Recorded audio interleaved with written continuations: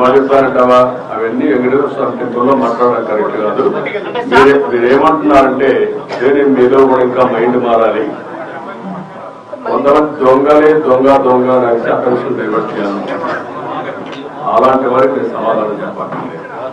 పరిపాలన అంటే ఏంటంటే చేసి చూపించిన వాళ్ళు, ముఠా నాయకులను చేసిన వాళ్ళు, సంఘ విద్రోహ శిక్షణ చేసిన వాళ్ళు, రౌడీ అనేవాళ్ళు లేకుండా చేసిన వాళ్ళు, కమ్యూనల్ వైలెన్స్ కంట్రోల్ చేశాను, తీవ్రవాదుల పోరాడితే నేనే ప్రాణాన్ని ఇచ్చుకున్నాను. అదే మరి రాజకీయ ముసుగులో నేరస్తులు విషయం గుర్తుపెట్టుకోండి.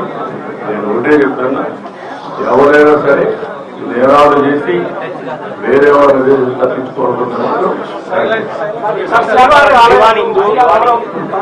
గతంలో రాజకీయాలు మాట్లాడుకోవడం గత 4 సంవత్సరాలుగా విపరీతమైన కూతురు దించే పరిస్థితి కాదమ్మా. నేను కూడా ఇక్కడికి వచ్చినప్పుడు ఓట్లు అడగడానికి కూడా వీలు లేని పరిస్థితి. ఎలక్షన్ అప్పుడు కడవప్పుడు నేను ఎప్పుడు రాజకీయం చేయలేదు. అలాంటివన్నీ చూసాం. అది ఒక పీడకలగా మిగిలిపోవడం. మీరు మాట్లాడిగారు కాబట్టి చెప్పాను. నేను అది కూడా చెప్పదలుచుకోలేదు. ఎవరైనా సరే నేరస్తులు నేరం వేరే వాళ్ళపైన వేయడానికి ముందుగానే ఎల్బీ క్రియేట్ చేయడం, అలాంటి మాత్రం నా దగ్గర జరగవు. Be clear. ఎవరైనా సరే నేరస్తుల్ని నేరస్తులుగానే చూస్తా. రాజకీయ ముసుగులో కూడా వీళ్ళు నేరాలు చేయాలని మనం కుదరదు. ఒక ధార్మిక సంస్థ కమర్షియలైజ్ చేశారు. కమర్షియలైజ్ చేసే కదమ్మా, కమర్షియలైజ్ చేశారు. వెంకటేశ్వర స్వామి టెంపుల్కి వస్తానే కొండెక్కదని ఏం కనపడాలి మీకు? పవిత్రమైన భావం రావాలి. ఈ పవిత్రమైన భావం రావాలంటే ఇక్కడ అడుగడుగున ఆ పవిత్రమైన భావం రావాలంటే ఆ మూమెంట్ కనుక క్లియర్ గా ఉండాలి. భోజనం కూడా, ప్రసాదం కూడా నీట్గా ఉండాలి. విపరీతమైన రేట్లు పెంచకూడదు. వెంకటేశ్వర స్వామి దగ్గరికి వస్తే దర్శనం బ్లాక్ మార్కెట్ లో టికెట్లు అమ్ముకోకూడదు. ఒకప్పుడు మీరు గుర్తుపెట్టుకోవాలి, ఇక్కడికి వస్తే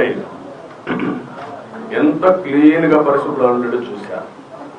నేను కొండపైన పెద్ద ఎత్తున గ్రీనరీ పెట్టి, పెద్ద ఎత్తున ఔషధాల ప్లాంట్స్ అని పెట్టి ఇక్కడికి వస్తే లైఫ్ పెరగాలని ఆలోచించాను. అలాంటివన్నీ కూడా మీరు గుర్తుపెట్టుకోవాల్సింది. ఒక దివ్య క్షేత్రం చేయాలంటే ఆల్ ఆస్పెక్ట్స్ లో కాన్సన్ట్రేట్ చేయాలి. అదే చేశాం. ఇక్కడ ఒక దాన్ని ఏమన్నా నాకు అర్థం కాదు, కానీ ఒక వరస్ట్ ప్లేస్ గా తయారు చేయాలంటే ఏ విధంగా తయారు చేయాలో అన్ని తయారు చేశారు. ఎవరెన్ని మాట్లాడిన లెక్కలింతనం వచ్చింది. గంజాయి, అన్ని మత ప్రచారం, లేకపోతే లిక్కర్, నాన్ వెజిటేరియన్, విచ్చలవిడితనం, ఇష్టానుసారంగా వీళ్ళ యొక్క పైరులకు కేంద్రంగా తయారైపోయింది.